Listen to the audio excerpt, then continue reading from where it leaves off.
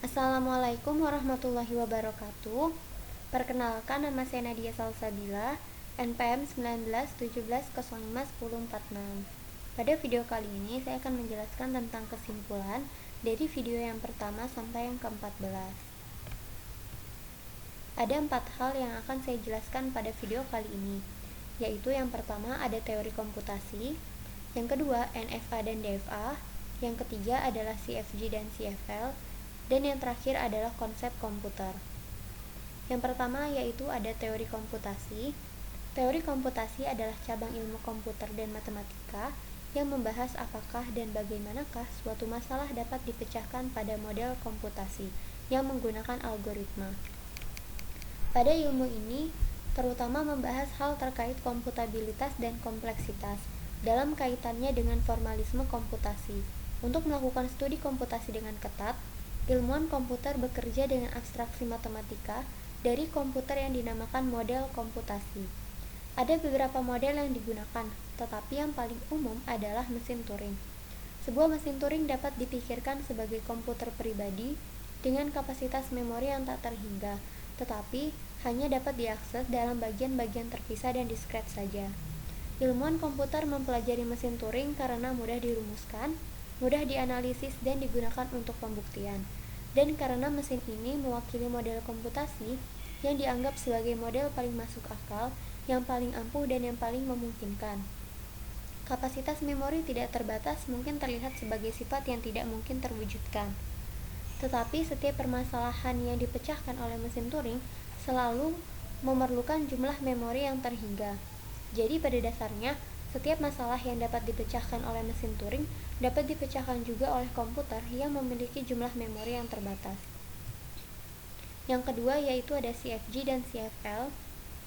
CFG atau Context Free Grammar adalah tata bahasa formal di mana setiap aturan produksi adalah dalam bentuk A ke B, di mana A adalah yang memproduksi dan B adalah hasil produksinya. Batasannya adalah bagian kiri atau ruas kiri adalah simbol variabel dan pada bagian kanan bisa berupa terminal, simbol variabel ataupun empty.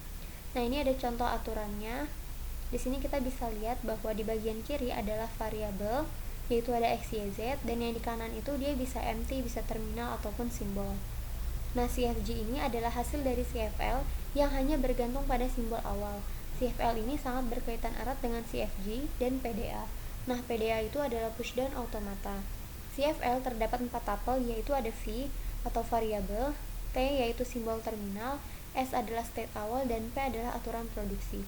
Dari gambar ini kita bisa lihat bahwa bahasa reguler itu termasuk dalam konteks free language atau CFL. Yang ketiga yaitu ada NFA dan DFA.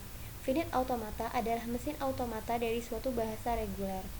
Finite automata memiliki jumlah state yang banyaknya berhingga dan dapat berpindah-pindah dari satu state ke state lainnya.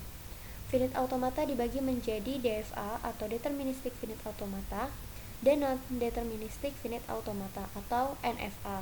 Nah, perbedaan dari NFA dan DFA itu yaitu pada DFA, jika suatu state diberi inputan, maka state tersebut akan selalu tepat menuju ke satu state.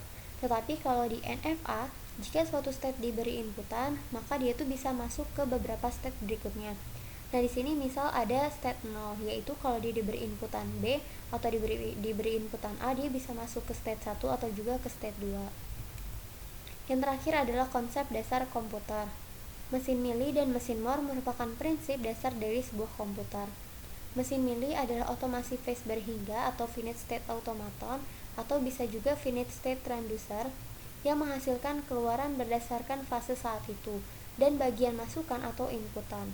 Dalam hal ini, diagram fase atau state diagram dari mesin Mili memiliki sinyal masukan dan sinyal keluaran untuk tiap transisinya.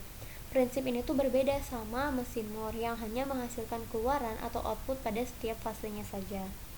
Nah, kalau mesin Moore ini adalah otomasi phase berhingga, di mana keluarannya ditentukan hanya oleh fase saat itu, dan dia ini tidak terpengaruh oleh bagian ataupun inputan. Diagram fase dari mesin Moore memiliki sinyal keluaran untuk masing-masing fase. Hal ini berbeda dengan mesin Mili yang mempunyai keluaran untuk tiap transisinya. Yang ketiga yaitu ada mesin Turing. Nah, mesin Turing ini adalah model matematika komputasi yang menetapkan mesin abstrak yang memanipulasi simbol pada strip pita sesuai dengan tabel aturan. Terlepas dari kesederhanaan model, mengingat algoritma komputer apapun, mesin Turing ini mampu mensimulasikan logika algoritma tersebut yang dapat dibangun. Nah, itu sekian penjelasan dari saya yang merupakan kesimpulan dari seluruh video yang saya buat. Cukup sekian dari saya, mohon maaf jika ada salah kata. Wassalamualaikum warahmatullahi wabarakatuh.